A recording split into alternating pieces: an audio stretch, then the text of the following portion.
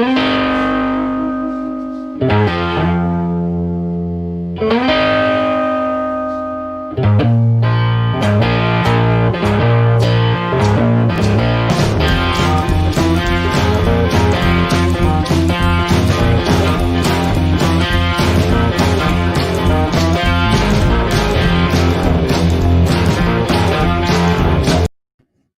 that's it. That's it. And that's it. Good morning. And good morning, Andrew. Good morning, Mickey Settlemyer. Waiting for us. I might have to extend that by 5 seconds and get that last hi-hat bang on that intro. Ending's very important. It's all about Mickey, the beginnings and endings.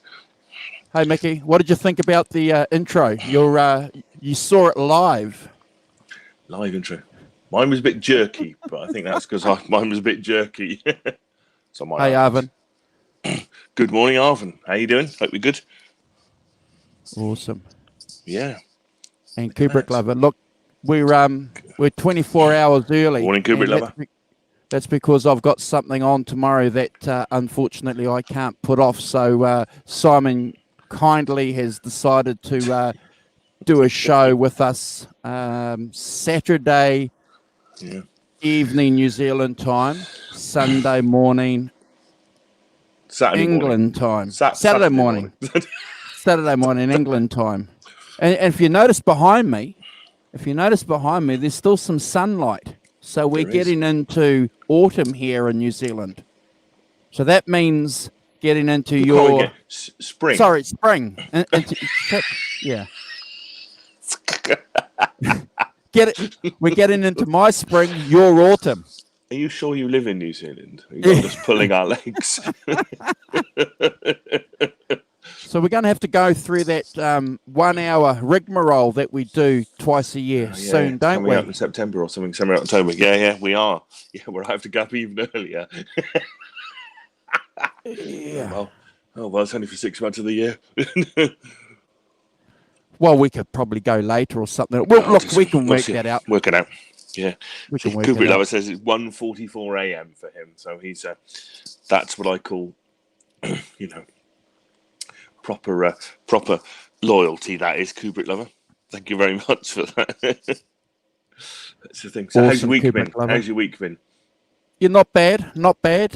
It's been pretty good. I always enjoy the weekend because it means that you can do things that you want to do.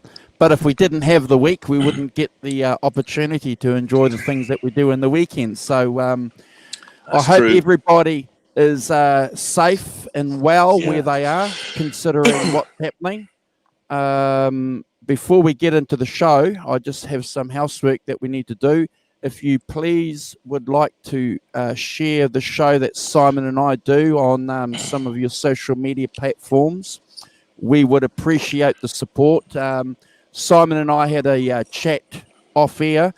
We would like to get our subscription base up, and the reason why we would like to do that is because with an increased subscriber base, we could perhaps get some guests on who are a little bit more closer to the music scene than probably I am, and I say this respectfully, Simon too. That would be nice if we could get some key people on, and your help, guys, in the chat, sharing our channel with your friends would be greatly appreciated. Last week we had Hack on, and that was enjoyable. We had got some good feedback on that. And the week before we had our friend Kubrick Lover, and again, feedback from that show. So, it's always good to have good, positive feedback, Simon. And we don't take that for granted. We really appreciate it. We do. Yes, absolutely. Yeah. And it's really good fun. And it's really good fun because you guys are in the chat contributing. That's what's good about it. I think keep up with that. I'll be happy. I know if you get quite a lot of people, it can get a bit more difficult. But I think that makes it more than anything else for me. So Yeah, well, look. I think you're right. You know, and our chat's always open to anybody that that loves, in particular, the music that we're talking about. We all also have an open invitation to anybody in the chat. Wants to come on?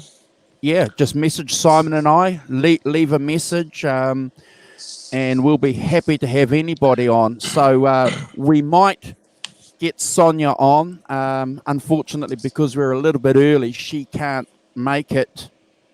Probably. She said that she may not make it, but she was scheduled to be on tomorrow. So we'll put that off perhaps another week. But yeah, if you do see Sonia in chats on any other shows, please encourage her to jump on with us, because Pointer over here. yeah. Do encourage her, because we would love to have her on. In fact, if I can say something, she was one of the key people behind Simon and I advertising our show on social media. She said that you guys need to advertise your show. You guys are doing something good that I think people would be interested in. And I said, really? Because truthfully, I'm a modest guy. And so when someone says that, you kind of think, oh, really, Simon? Oh, okay. Because sometimes you think, what you're doing is just between me, you, Kubrick Glover, Arvin, Mickey, and a couple of guys in the chat,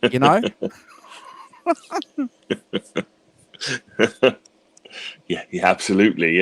Yeah. Probably is. Yes, Kubrick Lover, that's right.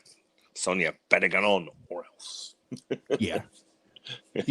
Oh, no, it would be nice to have her on. And, same with you too, Mickey. It's always good bumping into you on other shows and the chat, And as I keep saying on here, yeah, Arvin as well. Yeah. Because I think everyone's got a story. Everyone's got a story, about how they got into music, what kind of music they like. I mean, I think, that, and those stories are interesting. I notice that even, I don't know if you've been watching the Joe Bonamassa ones. Have you been watching the Bonamassa ones live from Nerdville? And basically that's what he's saying. Everyone's got a story, and that story is, to make parallels between, musicians, I mean, one of the parallels he's come across is how many of the musicians started off on brass instruments, playing trumpets or whatever when they were kids before they started playing guitars. So I think that, that these shows are a great way to get people's stories, people's opinions, people's stories. Especially we're all here because of guitars and whatever, so we all have something in common. And our friend Dave Nesdell, Nez says, we were talking about that at the top of the show in the Green Room, guys. We were saying, that since he started his channel and he's, producing a fantastic show aimed primarily and selfishly towards guitar players. So if you guys haven't checked out Dave Nesdell's show, please do. Ty Price and Dave Nesdell do a fantastic show, and they do a great job. And having guests on, inspiring people to play guitar, talking about gear, that's a good thing. Hey, and that prompts me, before Simon gets into the nitty gritty of the show. A couple of comments that I've received on social media from some of our friends. Do we need to be looking at maybe having some segments in the show? And the reason why I'm asking that is because we're a community-driven show. If you guys in the chat think that we should have some segments in our weekly show, I'd be open to that. Maybe Simon, yourself, do we need to have a gear segment? And I'm saying that because I know that we're going to be talking about a bit of gear today. So is that something that you guys would be interested in? do we need to spend 15 minutes, 20 minutes, talking about some gear? Is there any interest in anyone listening to anything that's newsworthy happening in our music? We don't tend to talk a little bit about that, do we? Other than the last couple of weeks, I think Peter Green's passing, Simon, and maybe some guitar scandals with some of the major companies over the last couple of months. Yeah, I mean, I think that's fine. I think it's a kind of as and when thing for me. As and when we Sure get something of interest to talk about. I'm not particularly buying gear all the time to sort of shuffle through. I don't think you are either. So I think that Hey, Great Vanzini. There we are, Great Vanzini. Good morning. That actually, by all means we can have a segment, and we might have one in a minute. But I don't know if we could do one every week, if you see what I mean. Yeah, I'm not necessarily talking about gear that we might be buying or we've bought, but something that might be interesting out there. Some kind of limited edition Les Paul that's been released, or some Marshall. I'm open. I'm open to any suggestions. If you guys, Nez says that's it. Hold on. Kubrick Glover is asking what Dave Nesdall's channel is. Yeah, Nez says, yeah. Well, he's called David Nesdall. His channel is. Yeah. But yes. leave some comments in the chat, guys, or after the show if you think some segments in the show might be something that you would be interested in. But it's my pleasure to introduce Simon. Now, is it your third record, Simon? This is my third. Yes, my third record. Okay. Yes, I had Led Zeppelin 1, the Rolling Stones' first record, and this is my third one. Awesome. So I look forward to my co-host. Shall I do amp first and then get into the thing, or shall I, as we're going to do gear? Yeah.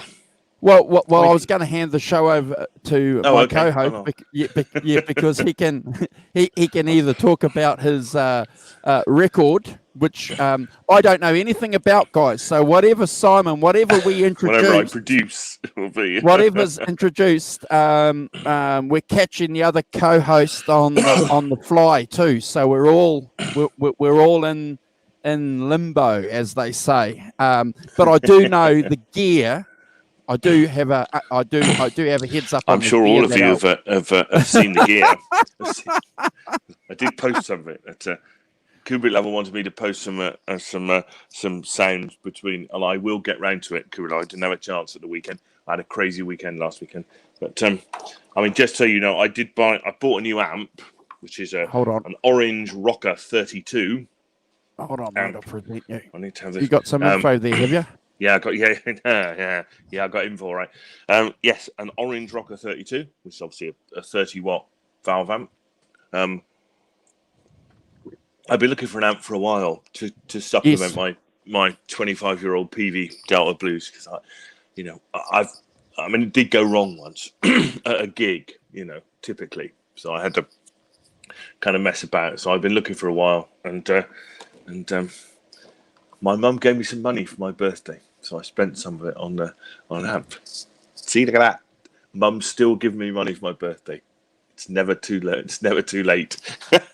That's really cool. So anyway, this Rocker 32 has some sort of some unique features on it that are really interesting and really cool. It's a 2-channel amp, so it has a clean and a drive. The clean side is just set up.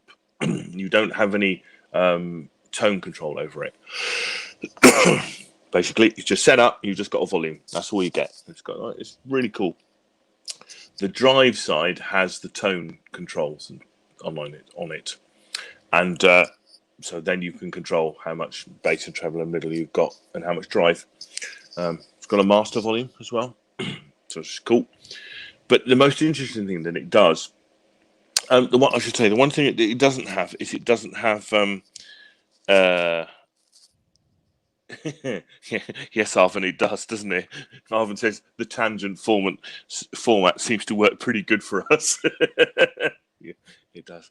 But yeah, the amp it doesn't have reverb, by the way, which is like my one thing. I like reverb, so I've ordered a small pet. There we are. Look, That's your app there, Simon, is that's it? the amp. Yeah, can you zoom in a bit? Just give me 2 seconds, buddy. What a beauty. To on the left-hand side of is the volume knob for the clean channel, and the other 5 knobs are the 3 middle ones, the little ones, are the tone controls, and then you've got the amount of drive, and then the volume on the right. So, but all the tonal control is on the drive channel, not on the Wow. not on the clean channel. Well, it seems to be fine. I've ordered a little reverb pedal, just a little, plain reverb pedal, just because I'd like having reverb on the clean channel. It doesn't affect me when I'm playing sort of live, because the GT3 obviously has loads of sound set up and it has reverb on it, so it's not an issue for that. Sure. It's just an issue if I'm mucking about in my in my sitting room. I have it on not very high. Then it I quite like to have a bit of reverb, so I just ordered a small reverb pedal. It has a standby switch as well, and it also has a half power switch. So basically, that's 15 watts, which is pretty cool. To be honest, it's fine. My PV doesn't have any of that. It doesn't have a standby switch or anything else. But I'm quite used to playing really quietly. You have it on 1, 2, Yep. just we barely got the sound going. I'm quite happy. Yep. A little bit of sound is cool for me, just to keep it interested. Yeah, this is the other interesting bit. This is the this is the inside. But basically, if you can imagine, the amp is the back of it has boards like that. It has a gap in it. These plugs here are up underneath like that. That's correct. Which I think is probably its major design flaw, I would say, in that when you want to plug things in into here, you've more or less got to put it at least on its front to be able to see them, or if not, turn it upside down. But to see them. But it's all right. It's I'll get something to get used to. Everything has its design, but it's the sound is really cool. The really interesting thing is that if you just plug it in the front of the amp, it's got 2 10-inch speakers. So in it, so instead of just 1 12. But what they've done with that is that you can do stereo with it or wet dry. Yeah. So these things here, there are 2 ins basically. So you can take a twin in out of the GT3 into the sends of the I think returns of the amp, and then it will send one return to the right speaker, one return to the left speaker. Awesome. he said doing odd reverse fingers. Hack, how you doing? Hack's new telly, Mr. Tellyman, it finally arrived. We'll ask him about that in a minute. Hey, Hack. So you can plug it and you can have a kind of stereo effect. It's better the further away you are, obviously, because the speakers are very close together. Therefore, if you're quite close to it, you get your ears. But further away, it does give you an enhanced sound for sure. You can also do wet dry as well. You can also set it up so you can have one speaker doing wet and one speaker doing dry as well. I haven't done that yet. I've done the stereo bit, which is, could I say that putting two amps and then having a stereo is just the orange and the PV. It's just immense. Yeah, immense sound. But it's as everything, they've I think that the drive sound is really good. I like the drive sound, but that ability to maybe do a kind of stereo thing when you go and gig with a single amp, I think is really cool. And I think I'll certainly be looking to do that if I don't take 2 amps. I was talking to my bandmate Dave and saying I'm now bringing 2 amps. He was feeling a bit horrified by the fact that it's a takeover, but it's not about it's not about the volume. It's about having that huge kind of sonic depth of sound. sonic sound. Yeah. I know exactly what you're talking about. Yeah. I've been lucky enough to play with a couple of amps for a couple of years, Simon, so I know exactly what you're talking about, and it's not about volume. But having said that, though, that 30-watt monster, when you can, my Blues Breaker is a 30-watt. So have you cranked that boy up? Have you cranked it? Have you put it on 10? I haven't. I have not yet put it on 10. I haven't. This is the rest of my next weekend, which is bank holiday weekend in the UK. Oh, that's crank amp weekend. That could be cranked amp weekend because but I mean, even putting it on about 3, yeah. godforsakingly loud. I mean, it really is. It's like incredible. I've had a part of my Facebook page. Holy mother of God! Yeah, I saw that. Well, apologies for any people who are religious. I wasn't supposed to be blasphemous in any way, but that's okay. I did a prayer for you. Holy mother of God! I mean, it was about the only way. It's one of those moments where you say, "Holy mother of God." But yeah, and that was turned up to about 3 on both hands. She likes music too, Simon. She likes music. We're all good. As long as she's a magician, we're all good. It's all right. I don't want to be rude about other people's beliefs. It's fine. It's good. But yeah. So yes, turning them both up to 3. That was just huge. Wow. Now I know what the phrase. That Eddie Van Halen phrase of cathedral sound. Now I know what that means. Yeah. God, you put on some big, and it's going back and forth, and you're going, blimey. I could have some fun with this. So there's someone famous that passed away recently who was one of the first.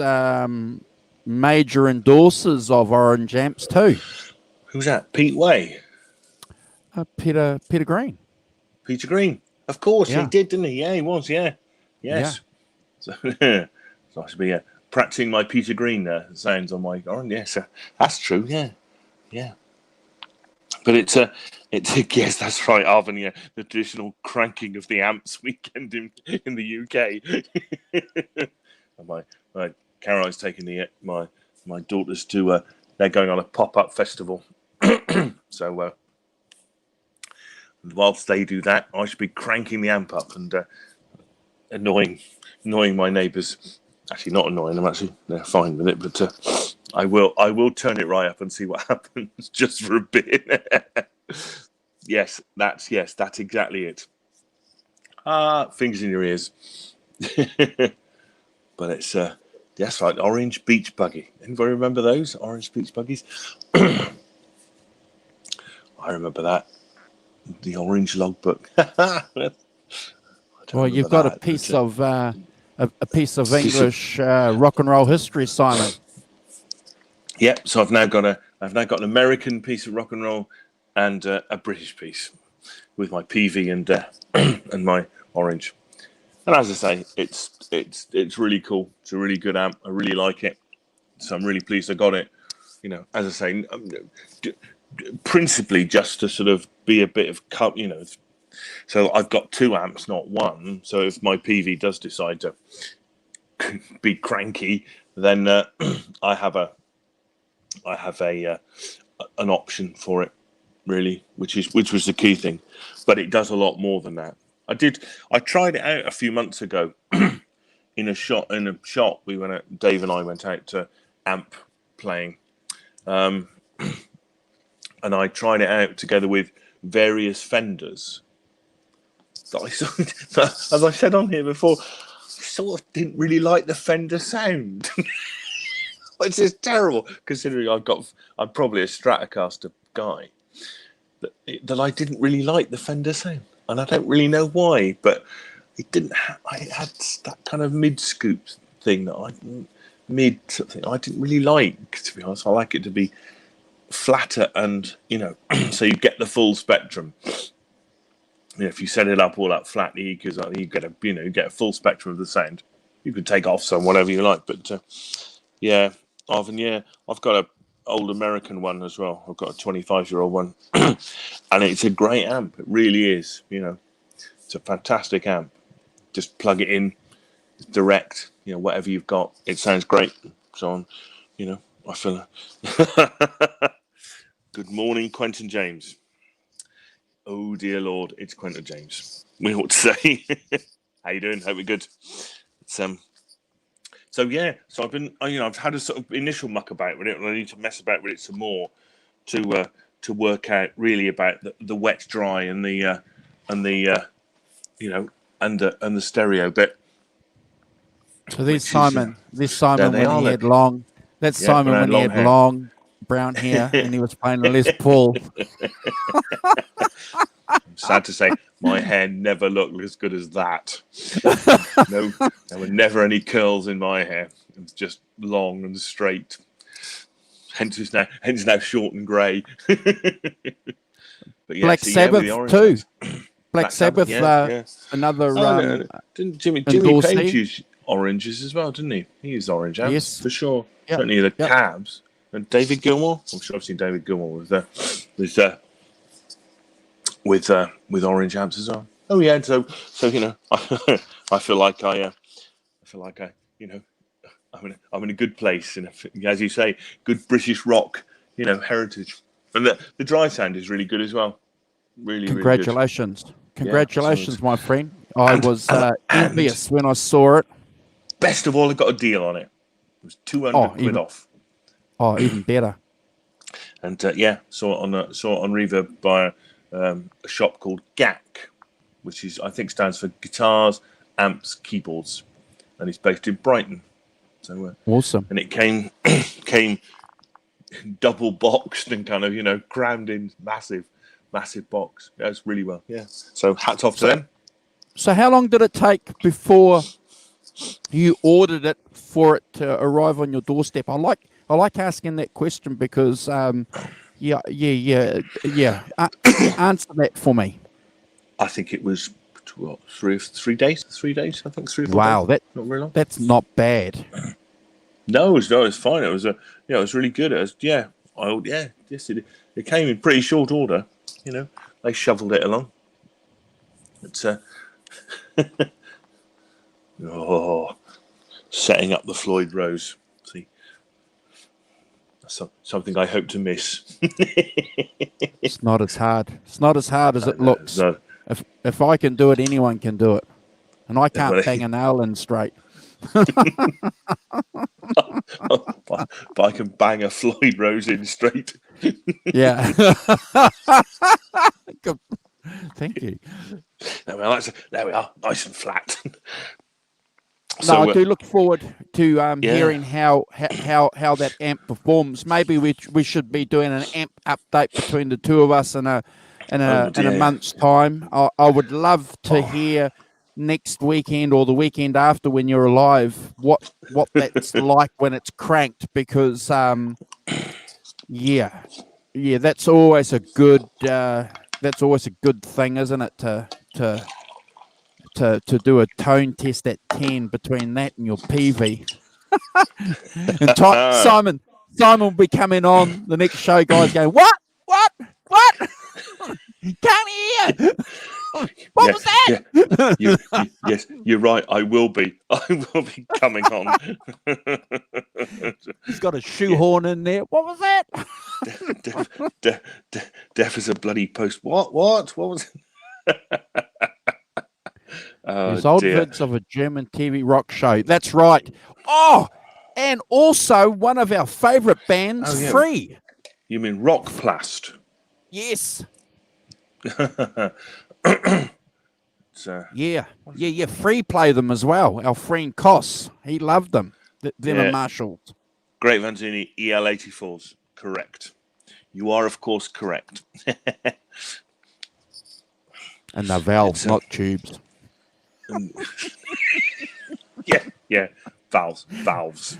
Everybody knows that. Valves. They're not tubes. Valves. They're not tubes. Did I say valves? Yes. I say tubes. Yeah. Technically, Stop we that should be now. saying valves.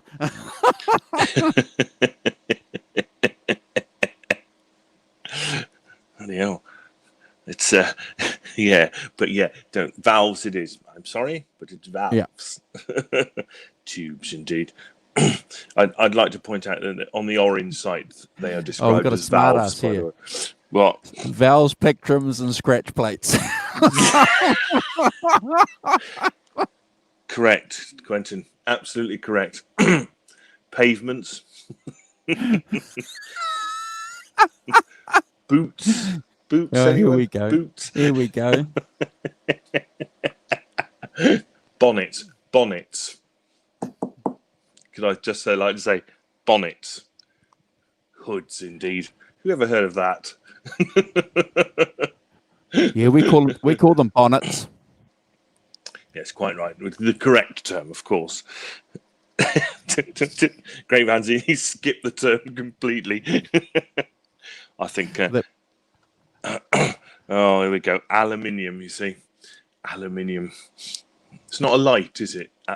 Aluminum. See, that's a light, isn't it? Illumination. It's aluminium. Aluminum. That's what it is. Oh dear.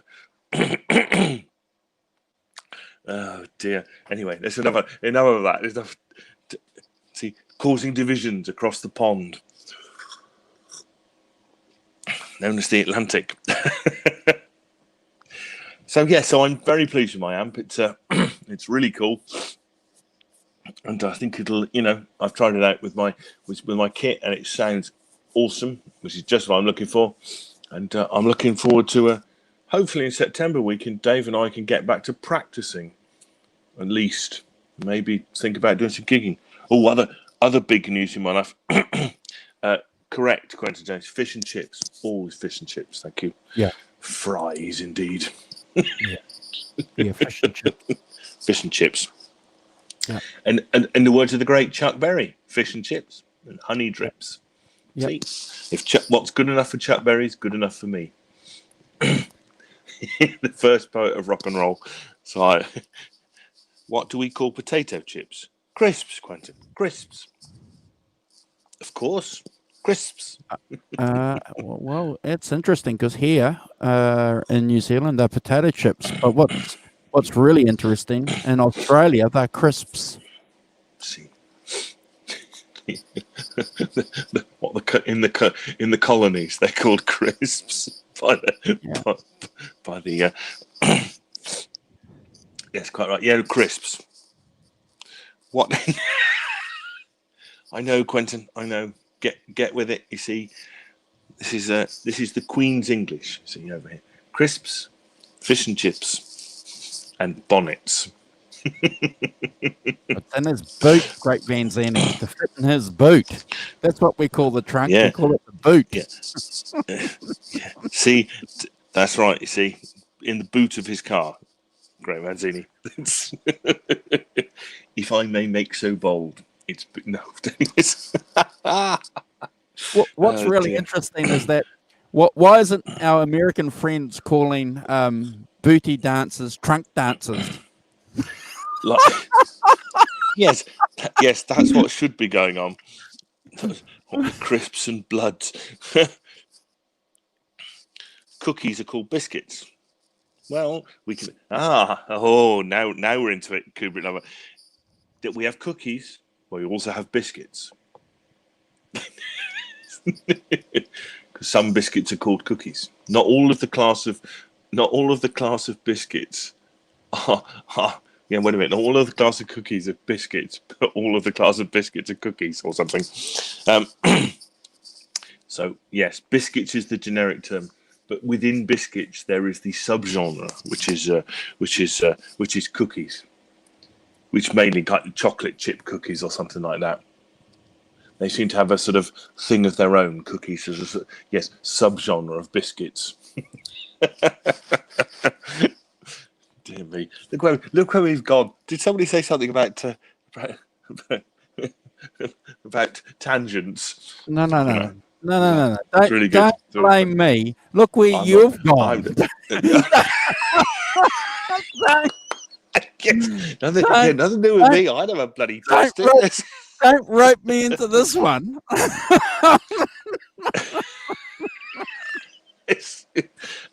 Great Manzini. You are referring to Great Manzini wants to know, back in the 60s, what do you call a cigarette? Well, never mind back in this, even now, Great Manzini, Right. we would refer, slang term for a cigarette is a fag.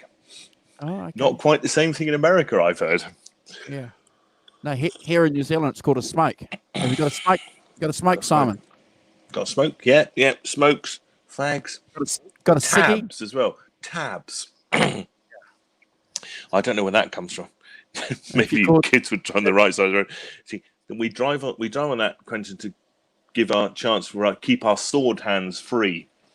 So that when we see, that's how it works. So when we're driving, we have our sword in the car drawn out of the window, just in case we're just engaged by the enemy at any moment on the road. Yeah, it's the same thing here, Simon. If someone's asked you for a fag here in New Zealand, you'd probably get a punch. Whereas you wouldn't at all here. That's funny. But yeah, I don't know where tabs come from either. Off the top of my head, why we call them tabs. Hey, yeah, just rollies. Before we roll on, I'd just like to ask Great Vanzini, seriously, how are you over in Oregon there? Because I understand that bloody thing, international thing, is growing over there. Are you okay? Keeping safe? I hope so. Well, I hope you're all keeping safe, everybody in the chat. Mostly, yeah. We do, Kubrick lover. Watching the telly. That's right. TV, telly, yeah. Yes. Yeah. And that's why it's interesting point, I think. That's why it sounds like on the surface that America and the UK are the same. Apparently, on the surface we might speak the same language, but actually we speak a very different language. And actually America's a very different country to the UK. And I know, friends of mine who've moved there and had quite a lot of difficulty in settling in there, because they do find out that those nuanced differences are not quite so nuanced as they thought, I think, and are a bit more marked than they thought. Which is interesting. Quentin's watching out with the zombies. The zombies of Kentucky. There are three more from them later. They're a heavy metal band, Quentin. Have you heard of them? The Zombies of Kentucky. So if you've got Great Virginia, if you've got fires, Mickey might have fires, yeah. Massive fires in California. Johnny's been talking about them. Quentin, you're not allowed to bring politics into it. But you're right. Yeah. I think that's true, Cooper. But as I say, if you're visiting, then it's fine. But if you go and live in America, I think British people go and live in America. It's much more of a culture shock than they think it's going to be. Because it is, it is a lot. It's not just the bits of the language. It is more than that. Yes, that's it, Great Manzini. Countries divided by a common language. That's exactly it. Oh dear, that's funny. What's the Strat here, Arvin? What's the Strat? Was that the telly?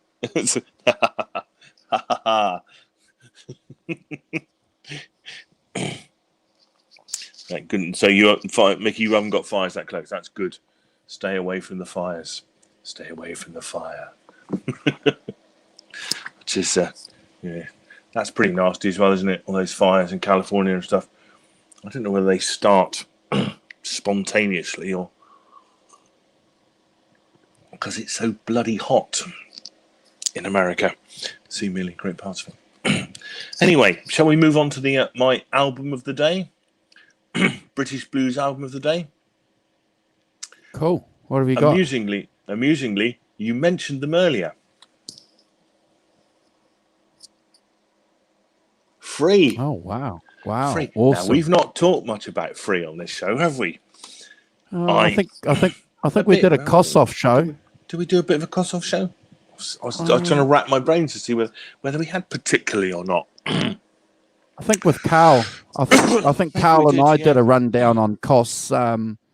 But yeah, we can never talk about anyone more than enough when it comes to the music that we love. So go for it, because interesting that you should say that, because I was jamming to is it Woman that they do?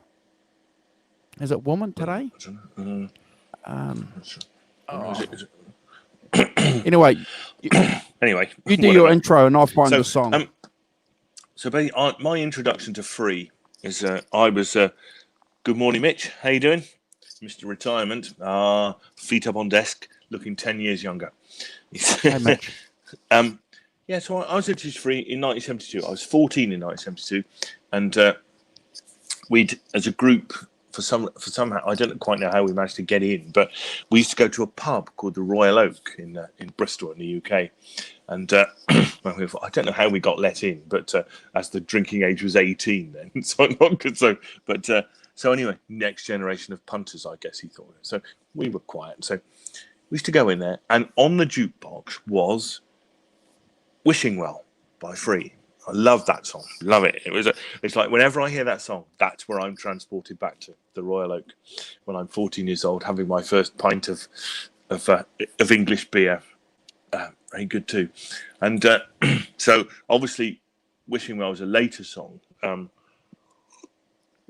by Free, and then of course went back and heard All Right Now, which is their classic. But what interests me about them is that they were formed in '68, so they started right in the middle of that British blues rock thing.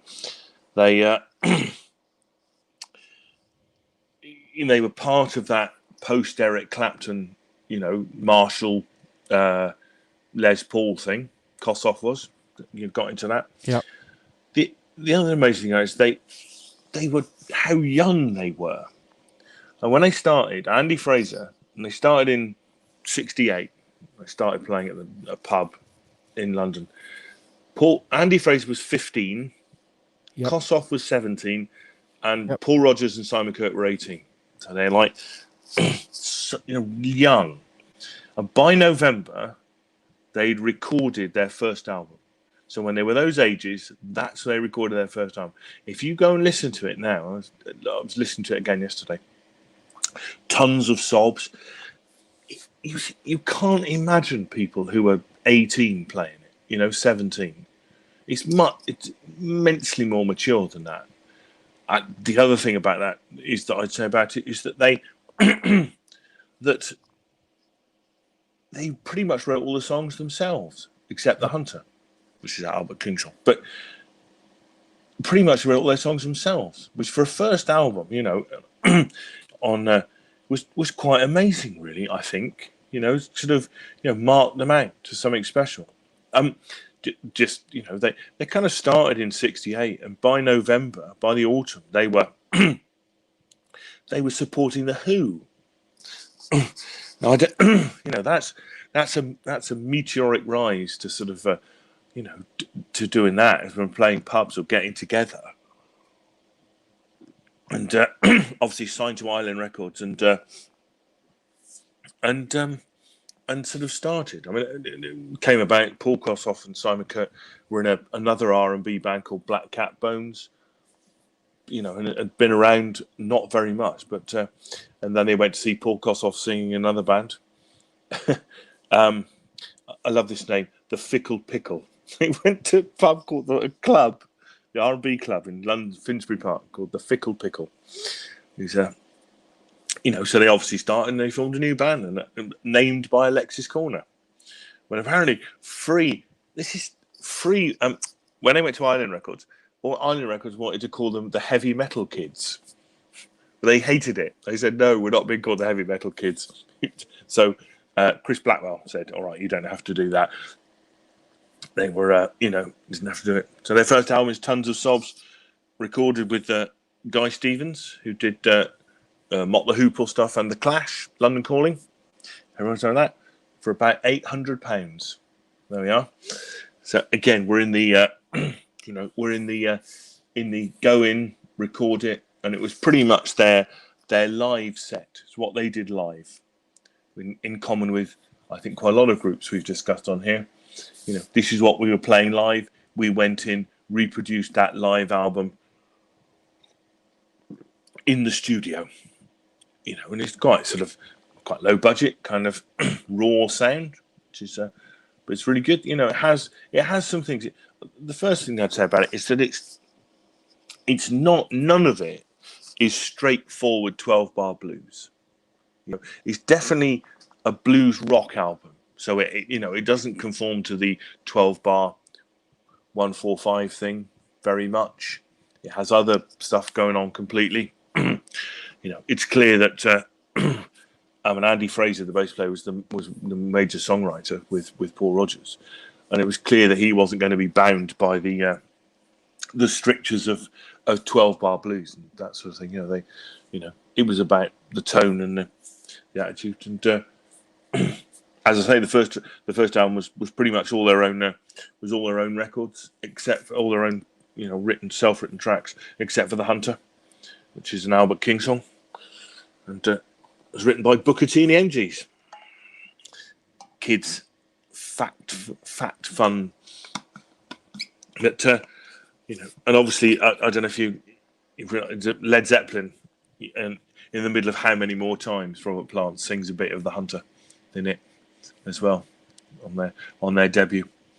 So yeah, I think they're sort of, in a sense, sort of underrated, really, Free as a band, as what they did. They obviously didn't last very long. Their second album was also in 1969, so they punched out the that's right, Kubrick Lover, Green Onions, Time Is Tight, Soul Limbo, all those fantastic organ-led songs that Booker T and the MGs did with the great Steve Cropper on guitar. But, I don't think they didn't really hit big. Their first two albums didn't really do a whole lot of stuff. Although discover this, they supported Blind Faith on their US tour. Yeah, amongst others. Yeah, I think what we have to understand with Free is that they certainly are a foundation band, and I'm glad that Simon mentioned that they fly under the radar or they're underrated. If anybody enjoys the type of music that we listen to, good night, Hack. I suppose we're going to come across Free sooner or later. The radio hit All Right Now is fantastic, and then if you do a little bit of digging, Andy Fraser was a child prodigy, was a genius. He was again a bit like Danny Kirwan. He had pitch perfect. He was pitch perfect. He could play anything on his bass guitar. And then, having said that, Paul Kossoff was another child prodigy, another genius, another guy that had pitch perfect. So and then you add the singer Rodgers, who could sing the boots off anybody. And there was a period there during British history where he was on the same level as the Led Zeppelin singer Robert Plant. He was certainly considered, on par with him. But that live in the Isle of Wight gig, it's phenomenal. If you want to see somebody, and again, what Simon said about their first album, I'm a fan of their second album, and I'll play a clip later because we can get flagged for copyright. But I take my hat off to them, Simon. They're just plugged in straight into their amps, into his Marshall amp, Fraser into his Marshall, and they just rock. Yeah, absolutely. And I think it's it's significant that Led Zeppelin signed Bad Company to their to Swan Song. Yeah, When they could, but but I think that you're right that that we should say that the first album was engineered by Andy Johns, Glyn Johns' yes, brother. So got some proper island pedigree in there, costumes, and but yeah, I think you're right that they sort of everybody knows them for All Right Now, deservedly. One of the Sure. great early 70s rock songs. Absolute radio staple, and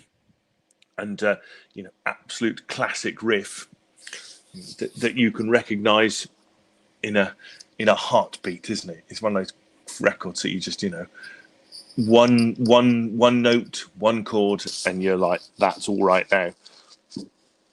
Yeah. Well, can I just play something quickly? Yeah. Well, just hold on. Let me just find it. Let me just hold on. Just hold on. Let me just play this if it comes through, because this is a 59 Les Paul through a Marshall.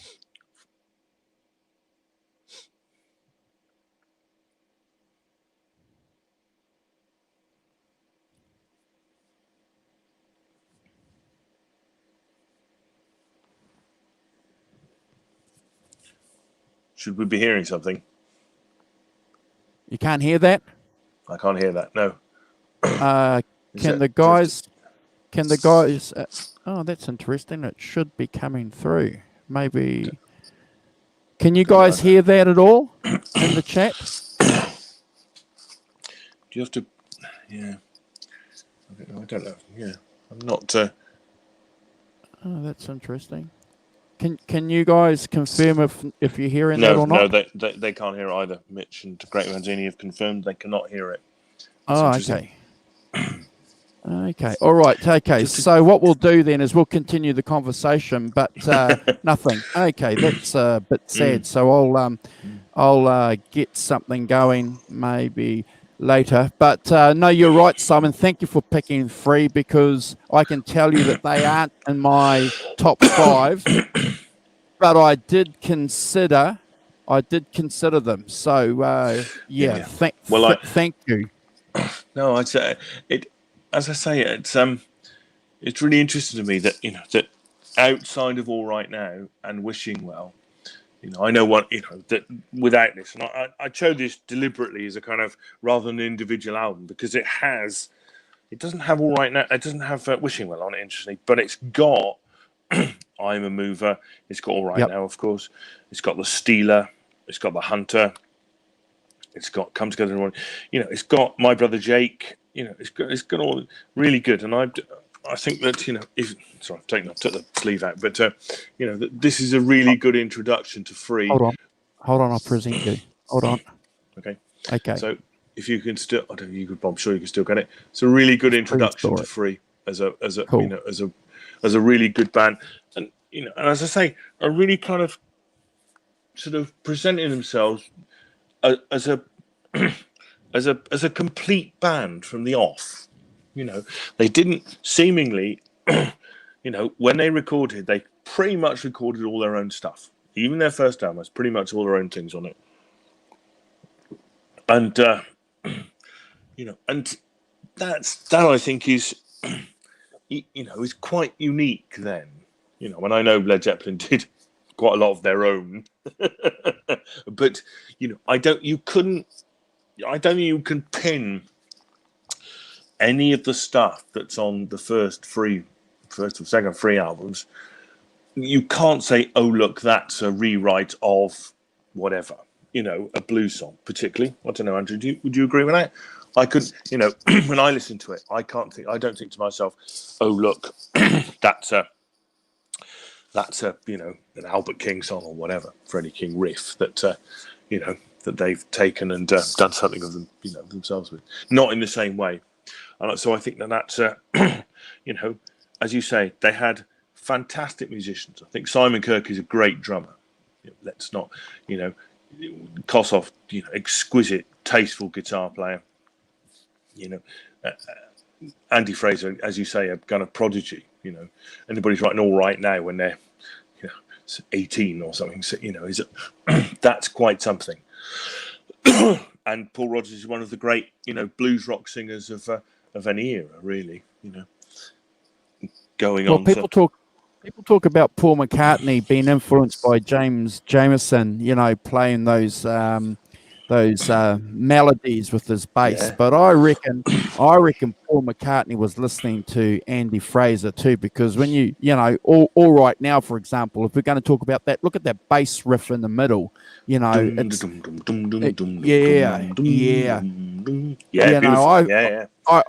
Paul McCartney was listening to that.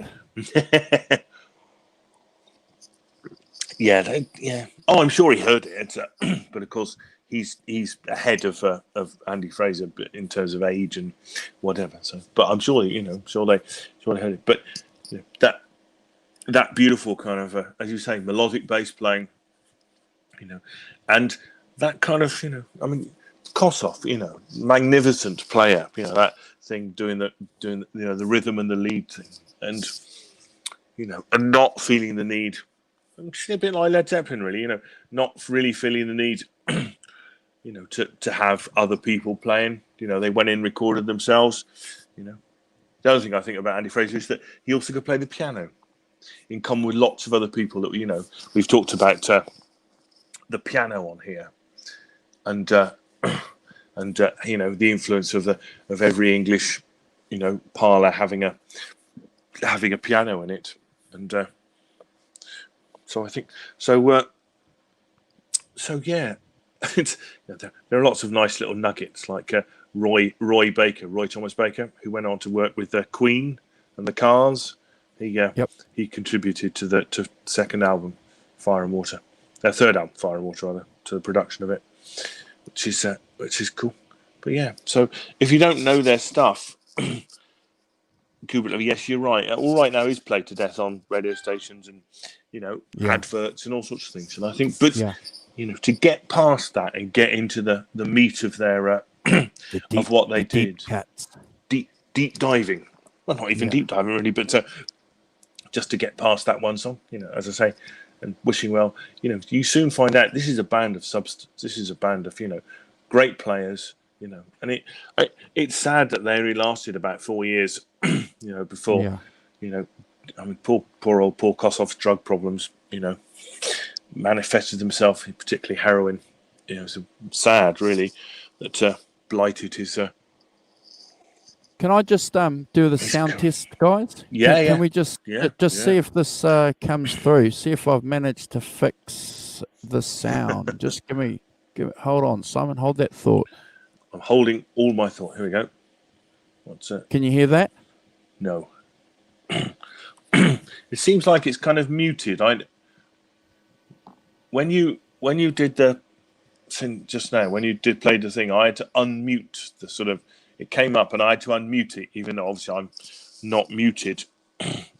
Okay, just hold on for a second.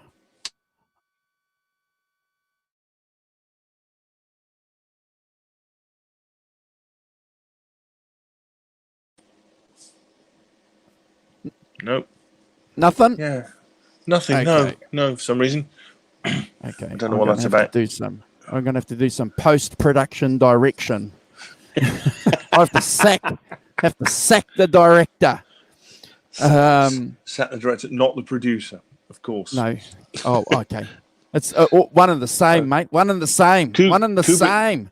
Kubrick Lover says, click on the speaker icon on the video. I don't know. I can't, but. Is it? Right, hold on. Because sometimes when you do stuff on YouTube, it's muted, isn't it? Hold on then. Hold on. Ding dong. What's this thing? No, that's playing. But on it says mute. Okay, mute. Yes, so it's not muted. So why you're sharing it? Okay, I'll just have to go through it at some stage and just check my it's a audio face. It's a cunning YouTube trick to I haven't. I have a slightly. We could do a slightly different thing with it if you want. What's it called? Woman by Free. We can. It wasn't muted. No. No, that's weird, isn't it? It's. See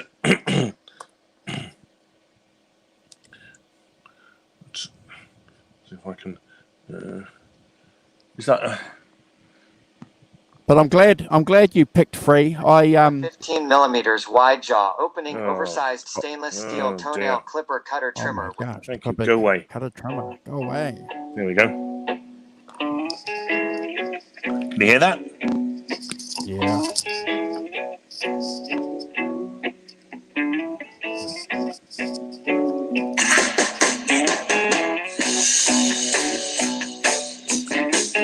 Now, if that doesn't knock your socks off, man, what doesn't? Carry me away. I know your angel It's the groove, isn't it? Actually, I love is that kind of slightly funky groove. far away from the love you give so generously. Yeah, that's what I love about that. It's the groove, you know. It's Mitch is dancing now. He's done. I don't play. Does it? See, that's really interesting. It makes your feet move, doesn't it? Somehow that kind of dun, dun, dun, dun, makes your feet move, and I think it's the argument. It's the great argument for four blokes in a room playing together, like that, has a swing and has a has a groove to it that. Yeah. Music gets off. Sorry about that. It's bloody adverts. Yeah, I read a couple of articles recently about Paul Kossoff, and just wasting a bit of time one afternoon, and it's interesting because when they formed that band Free, it's a little bit like Cream. The record company or the managers wanted to call them The Free. They didn't want to call them Free because apparently one of their first gigs that they went to, they had Free and people went there. I don't know whether this is an urban myth or it's true or something. And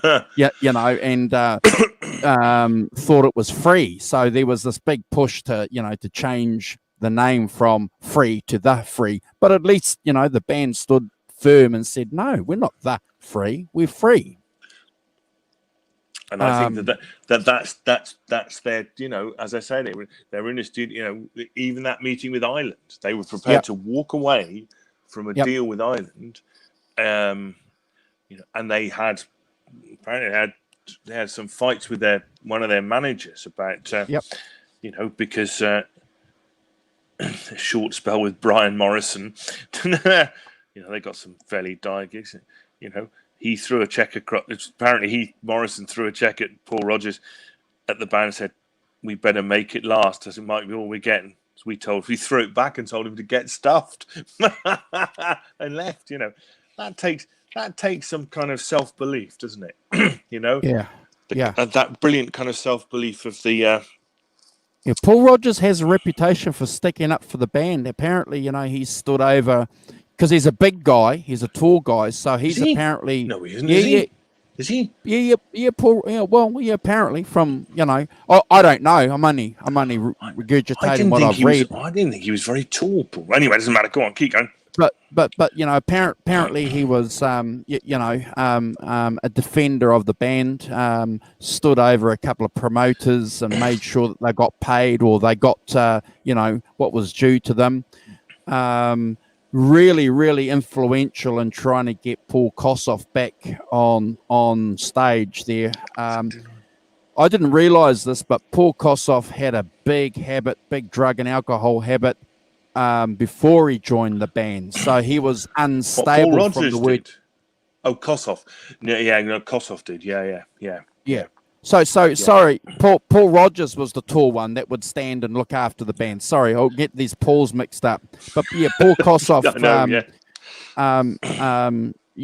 unfortunately was a delicate soul, had a habit before he joined the band.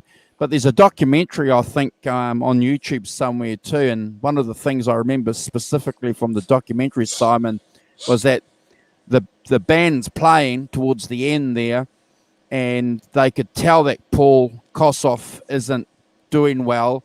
And it's interesting because the people in the audience are almost willing. They're almost willing for Koss Yeah. to do it. Yeah, absolutely. I'm just looking at it. Paul Rogers is 5'8". So it's Okay, not, all right. but I didn't think he was very. It's like one of those things about lots of rock people, isn't it? They're a lot shorter than you think they are. Well, he certainly must have had an attitude then, because that was certainly something that I read, that he was making sure that the band got paid early on when they went to some gigs, because apparently it's notorious on some venues or some gigs where you went where you were guaranteed a price. And, someone there was saying, well, we're going to give you £10, but we'll only give you £5. So I admire the fact that, a band's sticking up saying, no, man, £10. Yeah. Well, it's that era, isn't it? The era, we discussed this before. It's the start of the era of the rock manager.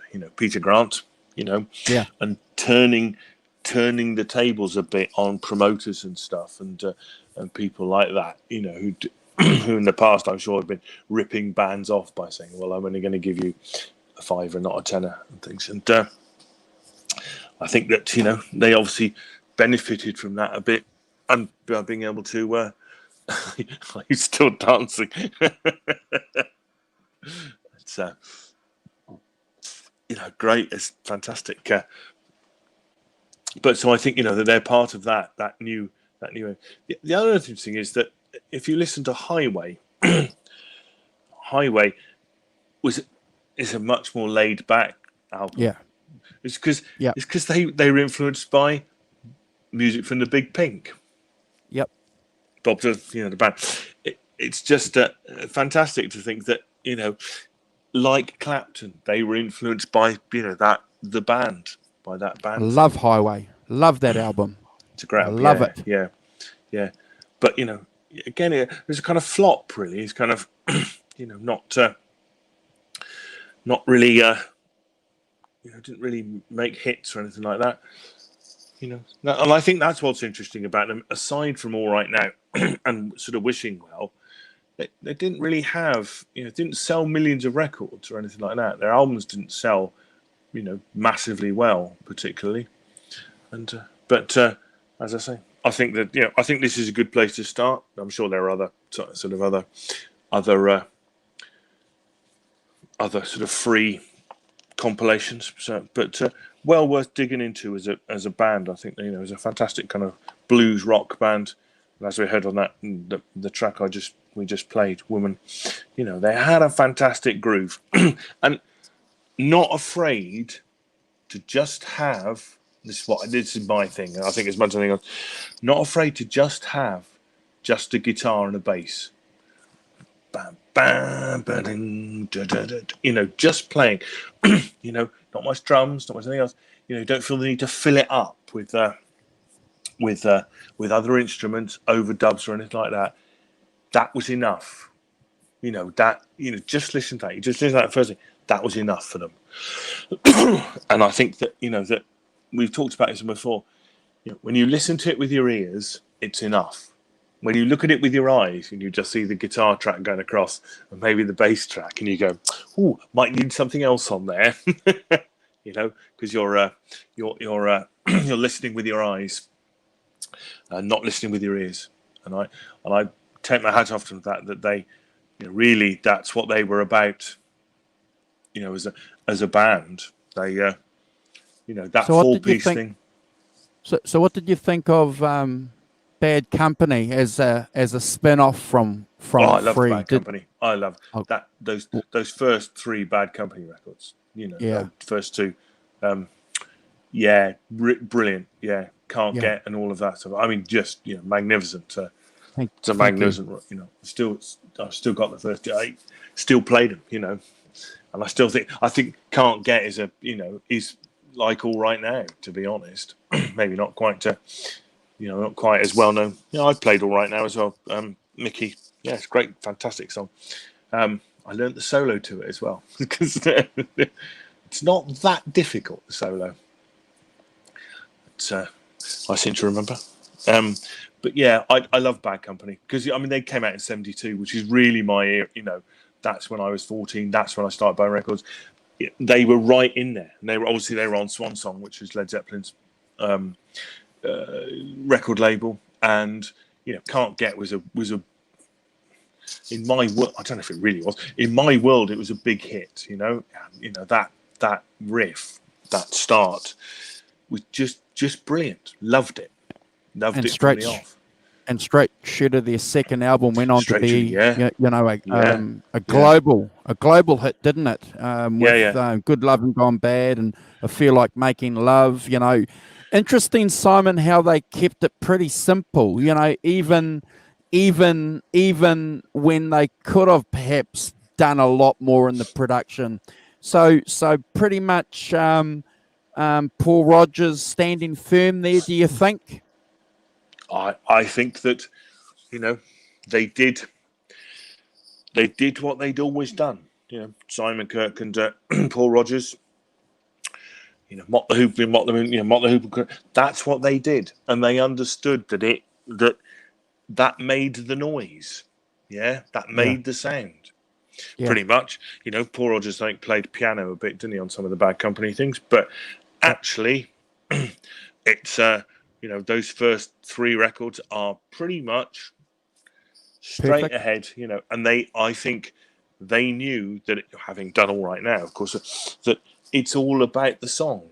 It is all about the song, and it's all about the groove. And those songs had, I think, Can't Get and Feel Like Making Love, all those things. They had groove. They got a groove to them. It's still 4 guys in the studio playing, and for me. That is the thing. Kubrick Lover needs to change his radio station. Yes, he does. Because he's just listening to all this classic rock that's been thrashed. Go and listen to a modern radio station, Kubrick Lover, and then come back to this. Or listen to the albums, but So as I say, Bad Company. The first album it was '74. So that's right in my right in the middle, right in my lane. That is, completely. As I say, right up there. And and I love those records still. Bad Company's playing it the other day. Yeah. Because it's just a great record. In that genre, that kind of blues rock genre. That it's just that chord, start again. For me, you need to hear the one chord, and then you're going, that's Can't Get.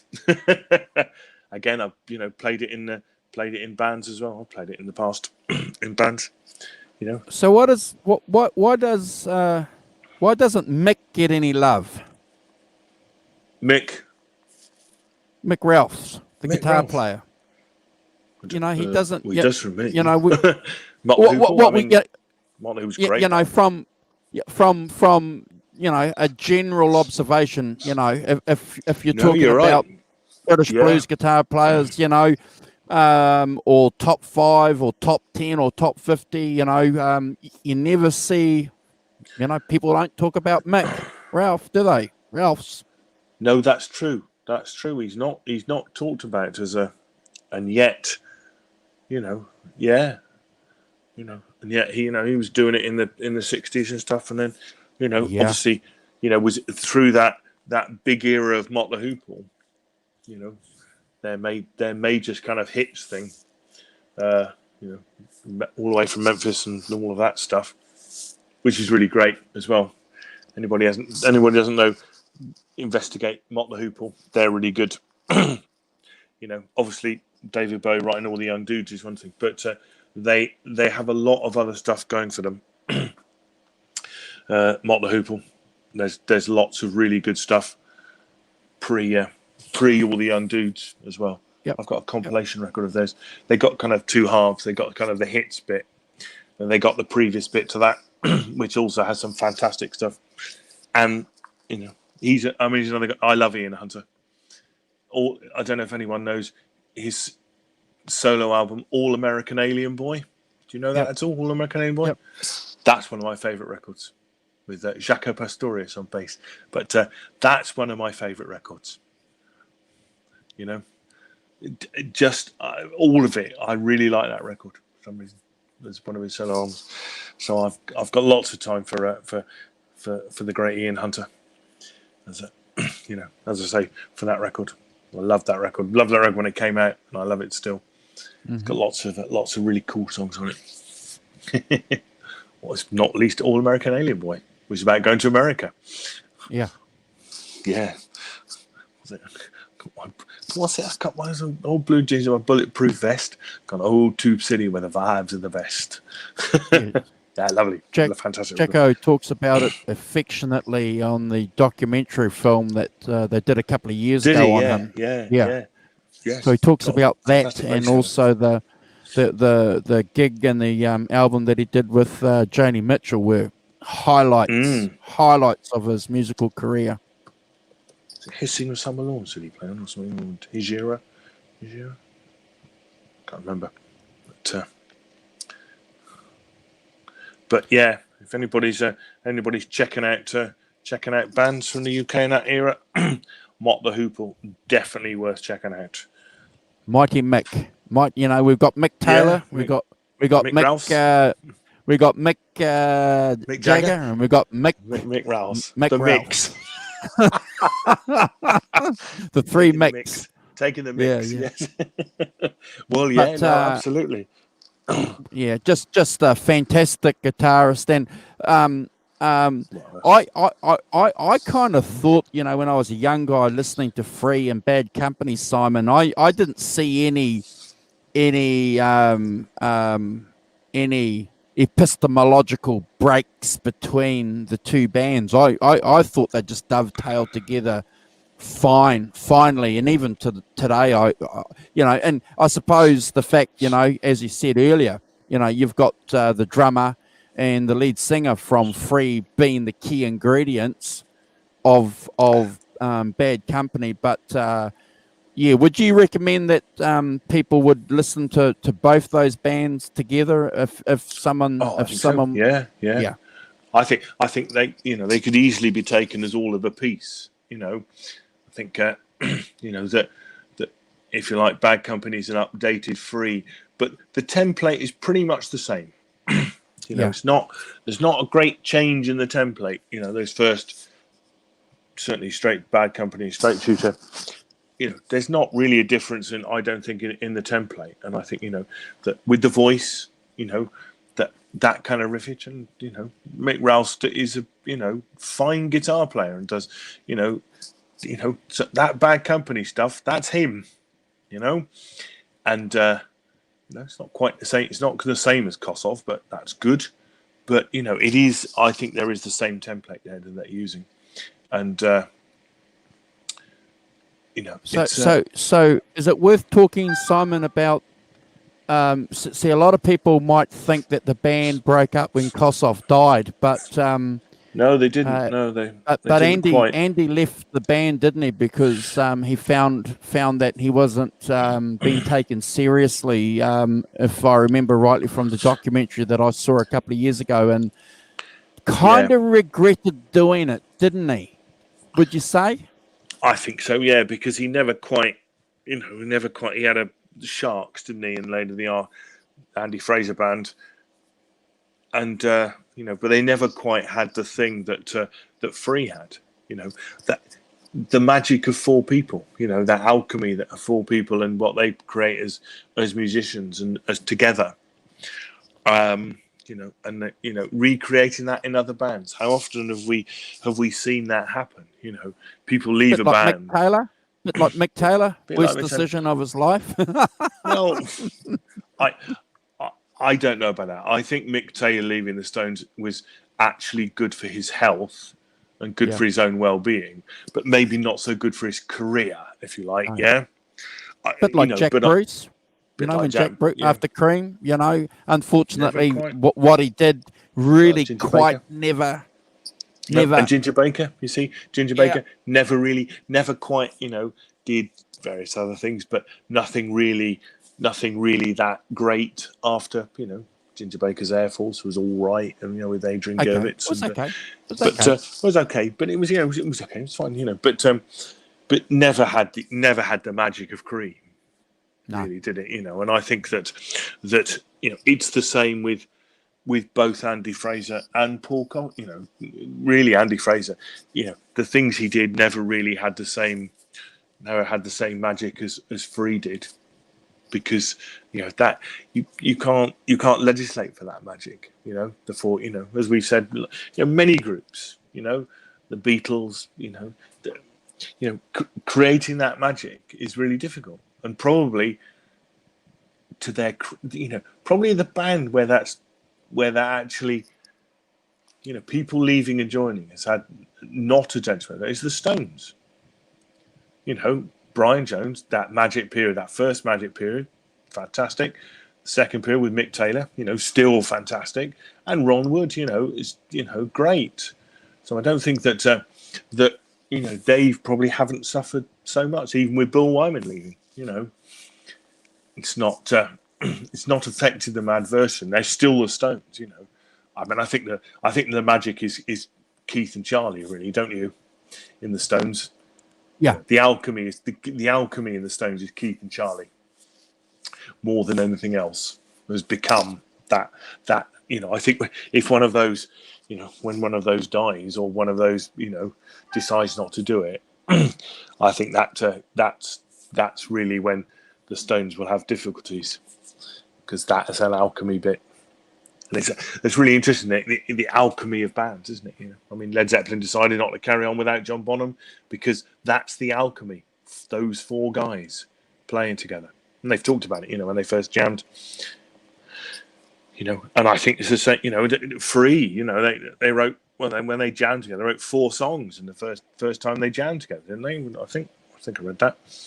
You know, they came. You know, the song came, and they were a band, and you know, had a magic, had an alchemy about them, and were able to you know, capitalize, which is fantastic. So I think, you know, I think for me, Free, a really important band, you know, because they formed in that vanguard of, you know, '68 of British blues rock, you know, same Led Zeppelin, same time, you know, slightly different thing, but you can tell they're in the same era, the same genre. Is Charlie Watts 80? I don't know if he's 80 quite, is he? How do you know how old Charlie Watts is off the top of your head?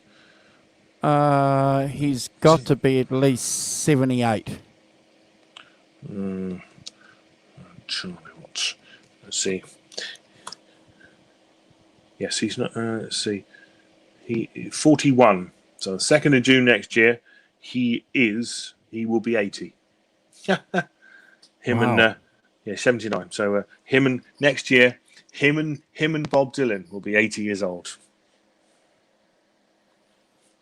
So the Rolling Stones, according to our friend Foxy. Yeah. Now, but this COVID thing has stopped that, because Foxy's theory is that Mick Jagger wants to be the first rocker. So when did the band form, Simon? In 1961, 62? The Rolling Stones? I think it's 62, 63, 62. Okay, so 2020, yeah, they'll be 60 years old as a band. 20, yeah, yes, 2 years time, 18 months. Yeah, they will. They will have been going for 60 years. Does he want to be the first band to be going 60 years? Yeah, that's Foxy's theory, because, you know, they're a band driven by firsts, by being first. So can we really, you know, I mean this respectfully, but to be playing an hour and a half gig, maybe they might go to short gigs, Simon. You know, an 80-year-old guy banging away on the skins. It's Yes, he'd be more than that, Charlie. Was he 81 or 82?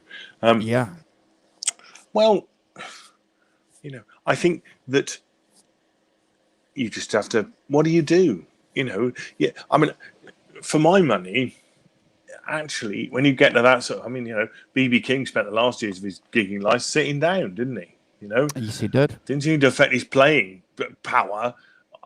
One feels that that almost that you could put out some stalls. If you could still create the magic and still create, that legging it around the stage, but it probably keeps you young, to be honest.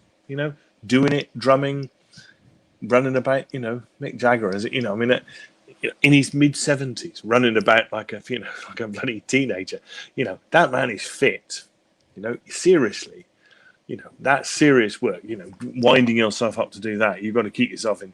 But there's no reason why not, I don't think, where they could play a couple of hours.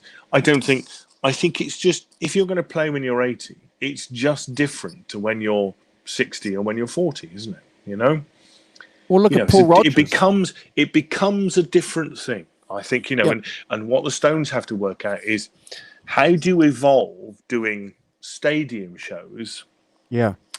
But accepting that, duck walking for 2.5 hours is not going to be what you do.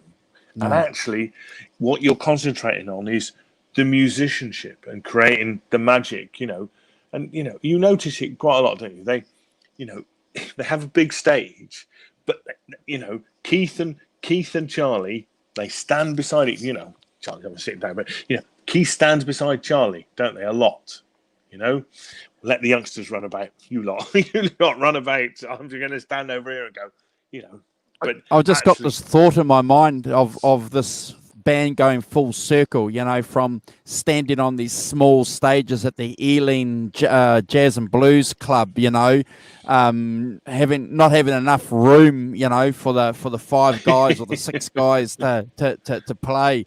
So the band, when they're in their 80s, are doing the same thing. They're squeezed together, because, they can't walk and stroll around what they were doing in the 70s and 80s, running around and, But I'd just like to throw Paul Rodgers into the mix when you're talking about fit, athletic looking singers, Paul, how old's Paul Rodgers? Is he in his 70s? He must be in his 70s. Hold on, I'm going to find him. Because because he was fronting Queen there for a while, wasn't he? Before they got Adam Lambert. Adam Lambert, he was and doing Paul Rodgers is a youthful 70. He wasn't born till 1949. Okay, so he's only 70. Okay, yeah, 71 in December. Yeah, I know. Yeah, a mere youngster. So it is interesting that he's like nearly 10 years younger than Jagger and Co. Kind of. 7 or 8 years younger than them.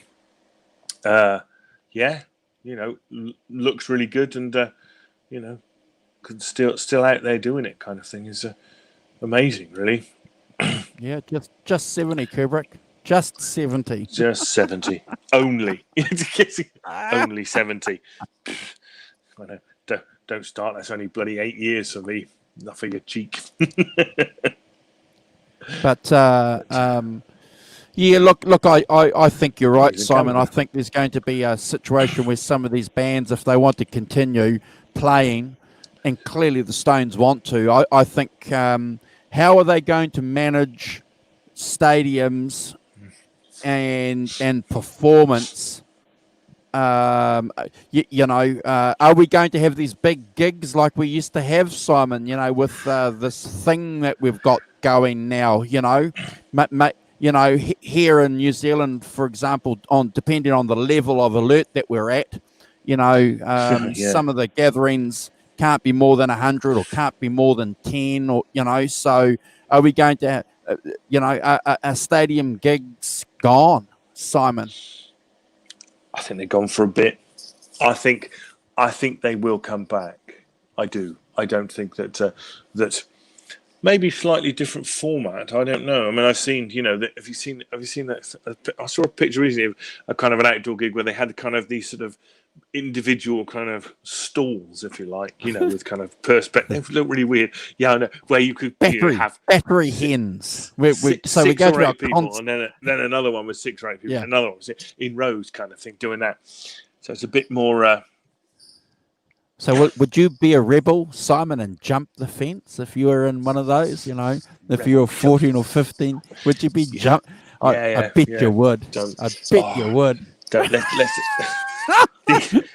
Or drilling, cutting holes through the netting so that you can get into the chick next door. Get into the gold ticket area. Yeah. I can give you an insight into my middle daughter, who's 16. She's just been to Brighton, which is on the south coast below London, which is like, and she went with her friend because her friend wanted a friend to go with, kind of thing. And they were out partying on the bloody beach with people of all nationalities until midnight. It's like, oh God, this is the youth socially isolating. Not at all. Well done, Sass. She's a legend, my daughter. She's taking life by the horns and wrestling it to the ground. So she's fantastic. But yeah, it's like, what's one of those? They're just, because they can't. They think they're invincible, immortal, whatever. But she did good in her. She did good in her exams this week. So well done her. Well done. I'm not going to offer an opinion because I think young people should be doing. I think young people should be doing what young people need to do because it's fast. Which is why she's always going up to Bristol, which is our local city, on that coach, and she's kind of hanging out with people. I mean, it's just that it.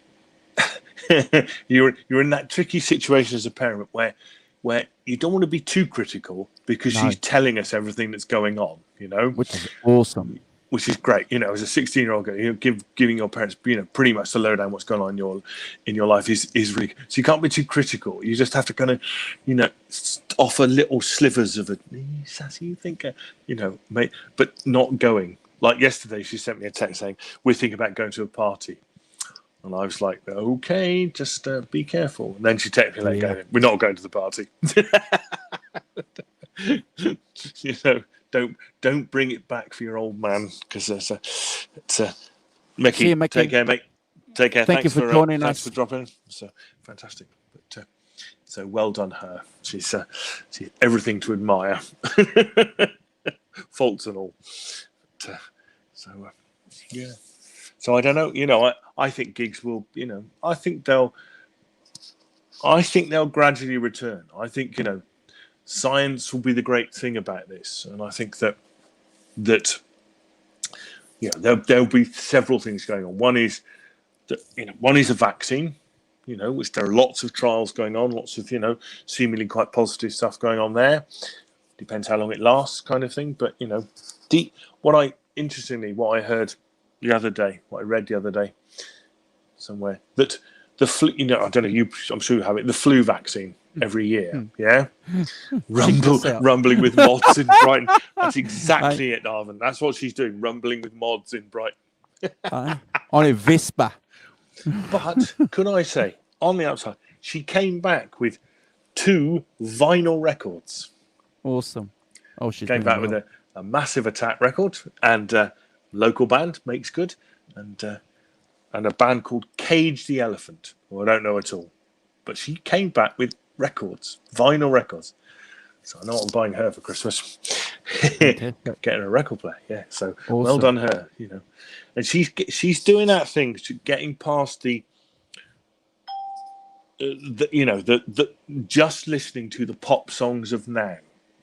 Now she's in a position where, she will hear a song and it doesn't matter what era it's from, she'll like it. Good. Like she likes some Beatles stuff and things like that. She doesn't have that timeline in her head like we do, that chronological thing. And we know where things came from. We know we have an order in our head about things. She doesn't have any of that, but she is broadening her musical horizons and listening to other things. Like she was round at a friend of hers in Bristol, and his dad, this guy Bill, his dad was playing them stuff. His dad is kind of my age, maybe a bit more your age, but he was playing them stuff that were his records, you know, and stuff like that. So she's getting influence from other places, you know, and then you pick out the things you like. Yeah. But it's really interesting that she's, you know, that you go through a stage of just liking the things of now, and then you start to get an idea that there's a whole lot of other stuff, you know, like massive amounts of other stuff that you can listen to, and you go and you pick out, like anyone does, you go and pick out the stuff you like. Sure. You know, and that's fantastic. So I encourage that. It cheers me up. You know, when I'm feeling as though life's passing me by. But I think, well, I've no idea. That's what my eldest daughter's like that as well. She likes stuff from all over the place, and not just things from now. You know, and so you know, it's you know, she has Led Zeppelin. My Saskia, my middle daughter, which is the one we're talking about here, she has like Led Zeppelin. She knows who Led Zeppelin are. She knows some Led Zeppelin things. You know, so hats off to her. It's for her to discover whether they're any good for her or not. And I'm just happy that, you know, like I'll leave her my record collection. Yeah. I think one of the great things about, you know, music obviously is that self-discovery that we have, you know, and, you know, I'm all for young people obviously going back and discovering music, you know.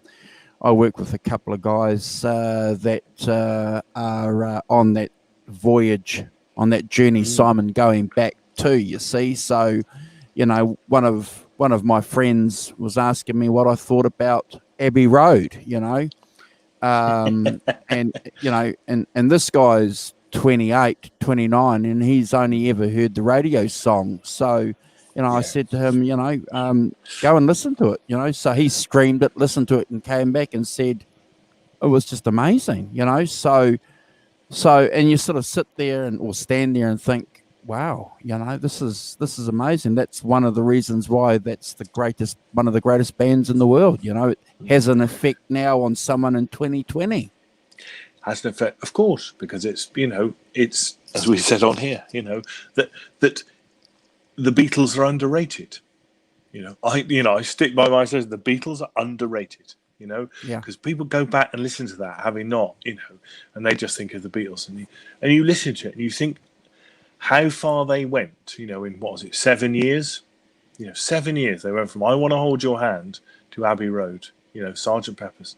That is a creative growth curve, the like of which, you know, I can't think of, you know, it mirrored, you know, other bands, same sort of thing, but, you know, complete, you know, that and every, you know, you have to say, don't you, 220 songs, 220 songs, and, you know, hardly any rubbish, you know, 10 albums, 7 years. 7 years, 10 albums in 7 years. They went from being skinny boys with short back and sides, you know, to beards, smoking pot, LSD, and just, well, you can't imagine. You know, I can't imagine that going. You know, as I say, from the first record. You know, I mean, like, you know, Help, Hard Day's Night. I love those records. They're brilliant.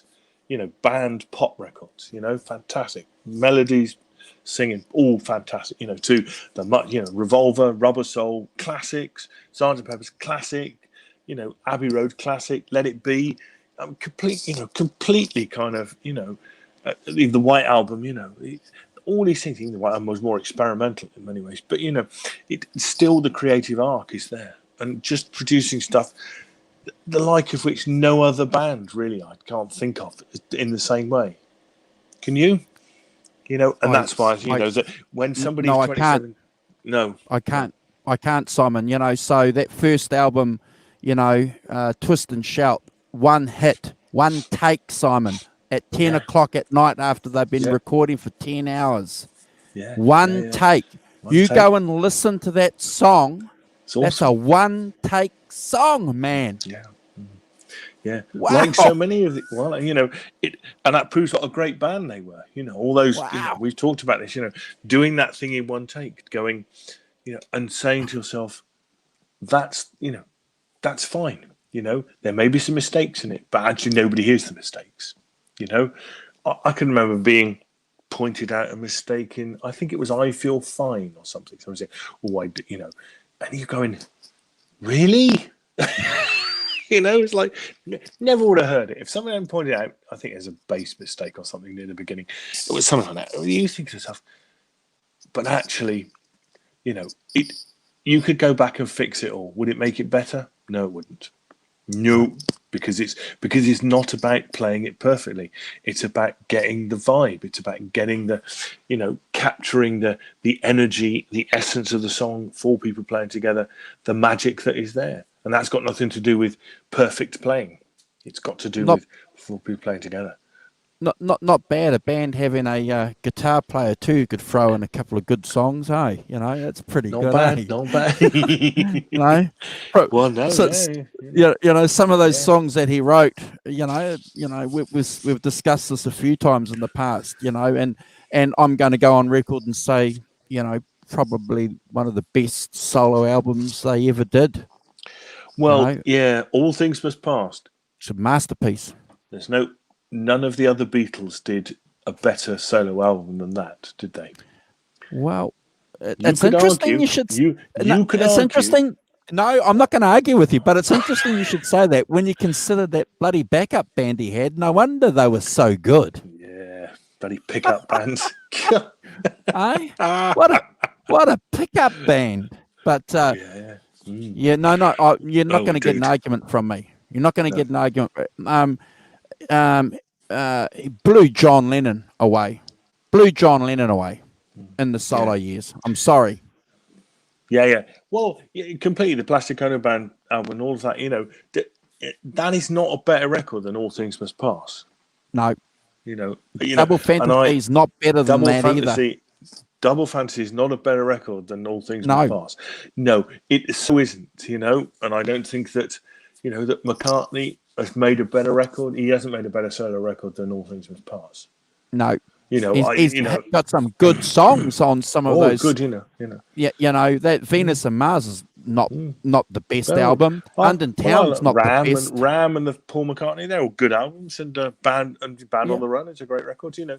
But yeah, you know, you know, I still, you know, say there's nobody made a better record out of those Beatles than All Things Must Pass, which is a fantastic record. I wish I could argue against you, but I can't. Sorry. No, but it's an interesting point. Is it? You know, you think of George Harrison as the quiet one, the one who didn't, you know, and yet when you put that album up against all the other Beatles solo records, you have to say, don't you? I would say objectively, you have to say none of the others, Lennon, McCartney, on their own, they never did a better record than All Things Must Pass. Well, look at the stuff he did with the Traveling Wilburys. That was, phenomenal. Yeah. Another pickup band. Yeah, But you know, I agree. Absolutely, I agree with that. You know, really interesting that you know that pickup. You know, that doing that fantastic. I love the Traveling Wilburys. I mean, you know, Handle Me with Care is a great record. You know. And, oh my gosh. you know, You know, I you know, Tom Petty, Roy Orbison, Big O. Bob Dylan, the guy with the Jeff Lynne. Jeff Lynne. Yeah, Jeff Lynne. Yeah. What's funny about it is that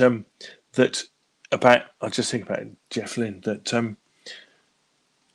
you know, we listen to a lot of people's first records of my age and a bit younger were ELO records.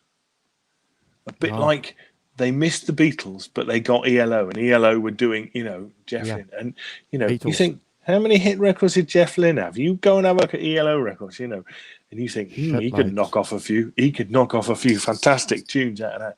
You know, yeah. Well, you know, Jeff Lynne's a fantastic creative thing in that strain, you know, taking that strain to the Beatles, which is why he could work so well with Harrison, you know, because he kind of inhabited the same kind of music, you know, taken some of that musical creativity on, you know, in ELO, you know, doing all those There's things. a wonderful YouTube clip where Tom Petty is talking about Roy Orbison, and he says, he says, I went up to Roy Orbison after they had recorded a song for the Travelling Wilburys. And he went up to him and he said, Roy, I think you're the best vocalist, best singer alive today.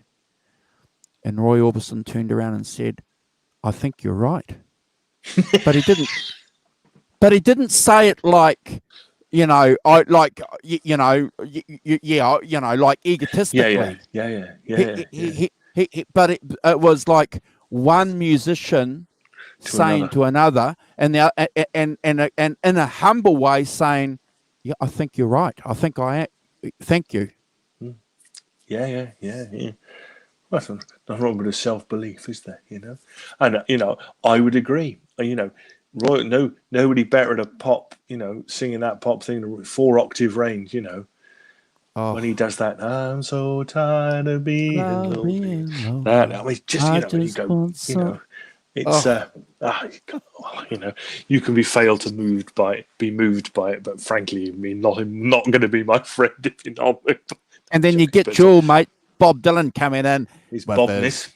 With his coming in, come on, yes, and just adds that bit of that firewood crackle, bit of grit in the pearl. Yeah. Do you know I showed this. I've got his latest album, which is really good.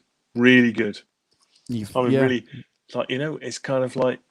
Yeah, it's kind of quite relaxed, but it's a lot of fire still in his Bobness. Yeah, and that I don't know if you listened to that 18-minute track, "Murder Most Foul." Yes. Have you heard that? I don't know what you think of it. I really like it. Put it on my stereo and listen to it. It's an amazing piece. Yeah, only Dylan. Oh, 79 years old. Only Bob Dylan. I freaked out when I listened to it. Yeah. Oh, it's amazing, isn't it? And I only had 2 coffees. Only 2 coffees. 2 coffees and no bourbon. Yes, but it astonishes me that somebody, whether you like him or not, it's fine. But I'm not, but that somebody at 79 is still being that creative. Still knocking out great songs and producing an album. You go, that's a really good album, and it is a really good album. I was listening to it day before yesterday. Put it on the record player, and just the production is really good. Especially on vinyl, kids. Get it on vinyl, kids. Get it on vinyl. Yeah, yeah, love it. I'd say, and I think nobody else could write a song like "Murder Most Foul." No. That 18 minutes. Come on, and you just think. Is he? When you do all those crooner songs and stuff like that, which is not really my thing very much, but it's what he wanted to do, and he can do what he likes, and I like the fact that you can do what you like, and but in the midst of that, and you think, well, he must have lost it by now. Nope, he hasn't. Comes back, yet another great album. Do you, Arvin? Do you like it as well? Yeah. Well, I'm not surprised that Arvin loves it because he's got good taste. He knows good stuff when he sees it and hears it. Oh, sure, but you know what I mean. I think I'm happy to go with Dylan being a bit of an acquired taste, But I can't think of anybody else who would write an 18-minute song like "Murder Most Foul," like that, and carry it off. Can you? That performance and everything about it. Well, has the thing, Anybody who tells me he's not a great, He's certainly a giant. He's influenced not only guys like you and I, Simon, music fans. He's influenced the geniuses that we admire too. Like John Lennon is just coming to mind. In 64, 65. The Beatles and the Rolling Stones wanted some Bob Dylan-ness to some of their songs. They said very clearly that this guy was singing about stuff other than holding hands. Yeah. But more than just the lyrics, it was also that tonal quality that he gave to the songs. Even the Byrds talk about that. The Byrds use the same chord structures on their songs, the same chords, but somehow they're getting that melody out of it. So yeah, just yeah. Okay, we should do a Bob. Maybe you need to do a Bob Dylan presentation for these people on the show that aren't Bobnesses. Well, yeah, maybe. Yeah, I don't know if anyone would be interested in that. It'd be interesting doing some Bob Dylan things. It's I mean, it's that famous phrase. Isn't it? He said to Keith Richards, "I could have written Satisfaction, but you couldn't have written Desolation Row." That's correct. I think that to me is it. That yeah, indeed, yeah, absolutely, Arvin. It is amazing that somehow those musicians that are good enough to stay and play in that pocket in that way. I take my hat off to him for that. But yeah. So yeah, Awesome, well, friend. if anybody wants, if there's an appetite to run through a bit of Dylan and have a bit of examination of him, then I'm more than happy to do it. I'm immersed in his Bobness, and I'd love to get Carl on. He's a Bob Dylan nut too. He's an undercover Bob Dylan nut. He's undercover. He's undercover. He pretends that he's not. Really? Oh, fantastic. Oh, good. If anybody's interested, there's a brilliant podcast called Is It Rolling Bob? From the Nashville Skyline thing. If anybody's interested, it's done by an American called Kerry Shaler and a British guy called Lucas Hare. And they have, I think recently they did one with Rob Stoner, who's the bass player on the Rolling Thunder tour. Awesome. And they have various people. Yeah, it's really good, really good. It's not just fandom, because they all go, there are bits of Dylan I just can't get on with. Oh yeah, which is understandable. So they're kind of clear-eyed about it. I mean, but from affection, but they love Bob Dylan. So anybody's got So it's called Is It Rolling Bob? It's on. Awesome. I'll get it on your podcast on your Apple thing. In their podcast section, I've listened to that. It's really good. Yeah, I've really enjoyed them. They do interviews with musicians. They one of the things they do is they get the musician has to pick their favorite Bob Dylan lyric and just read it out. Yeah, see, often, yeah. But it's being in that pocket, and I bet most of that's live. I bet they're in the studio playing along. Yep. Because that's how Bob works. Stood All in right. a good stead, isn't it? Are we good? So we stop. Yeah. We're good. We're good. Good. So it's anyway, been a time for me. check out Free. Check out a bit more of their songs and All Right Now. You'll be pleasantly surprised. I think what a great band they are. Thank you, Simon. The groove, their feel, their soul, their funk, to some extent, is well worth checking out. Appreciate it. Yeah.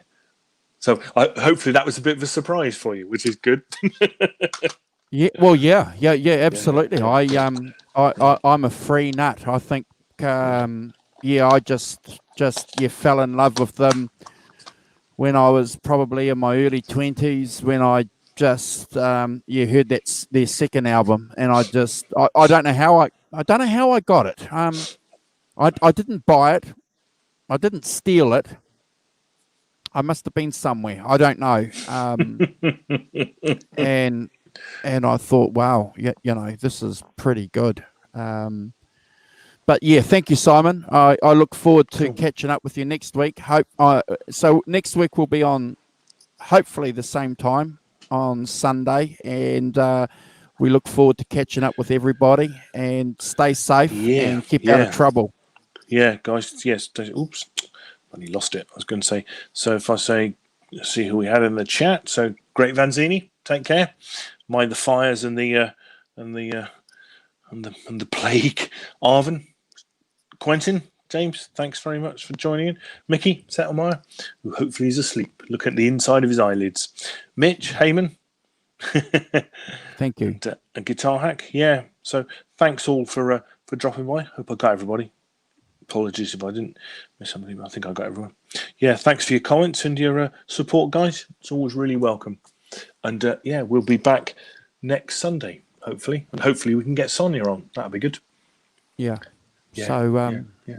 if you enjoyed the show, if you think anything that Simon and I has that we've said's interesting or informative, share our channel with your friends on social media. We'll be grateful for any support we get. Thank you. Mhm. Thank you. We'll see you next Thank week. you, Arvin. Bye, guys. Thank you, Bye. great Vanzini. Yeah, thanks, guys. Take care.